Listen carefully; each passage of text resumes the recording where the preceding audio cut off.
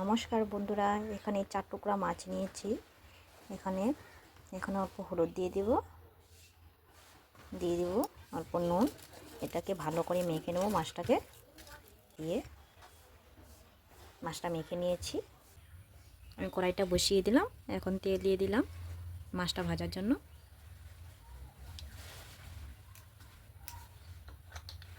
তেলটা গরম হয়ে গেছে। এখন একটু মাছটা ভেজে নেব।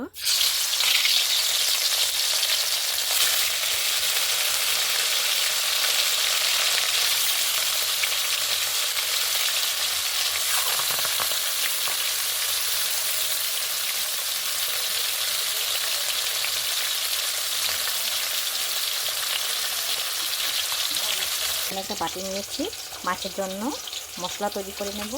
এখানে নিয়েছি জিরের গুঁড়ো, দিয়ে দেবো হলুদ গুঁড়ো, দিয়ে দেবো স্বাদ মতো নুন, ও দিয়ে দেবো মরিচের গুঁড়ো, তারপর দিয়ে দেবো লাল লঙ্কার গুঁড়ো দিয়ে দিলাম।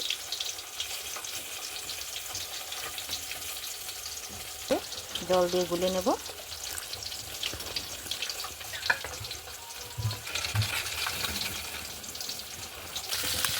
দেখো মাছটা ভাজা হয়ে গেছে, 2 মিনিট ভাজা হয়ে গেছে। এখন নামিয়ে নেব মাছটা। সুন্দর লাল করে ভেজে নিয়েছি মাছটা।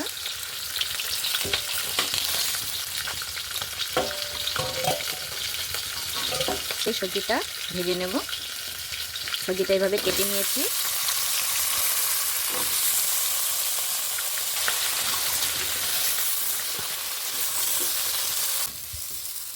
সবজিটা ভাজা হয়ে গেছে, এখন নামিয়ে নেব।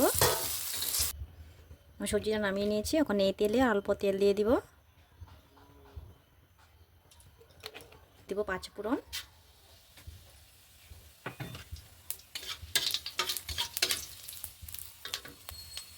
ফোড়নটা লাল হয়ে গেছে। এখন এতে মশলাটা দিয়ে দিব। দেখো মশলাটা কষানো হয়ে গেছে, তেল ছেড়ে দিয়েছে। এখন এর মধ্যে দিয়ে দেব ভেজে রাখা সবজিটা।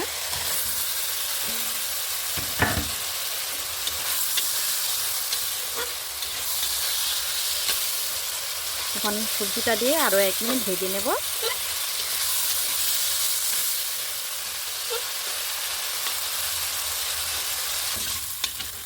মশলাটা কষানো হয়ে গেছে। এখন এতে জল দিয়ে দেব। জল দিয়ে দিলাম।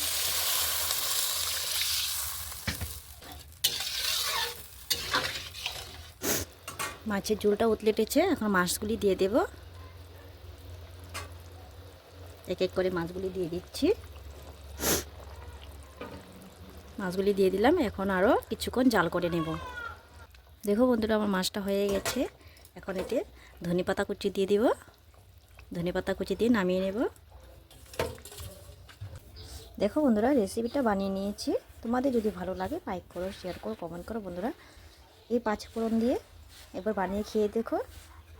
সবসময় এইভাবেই বানিয়ে খাবে।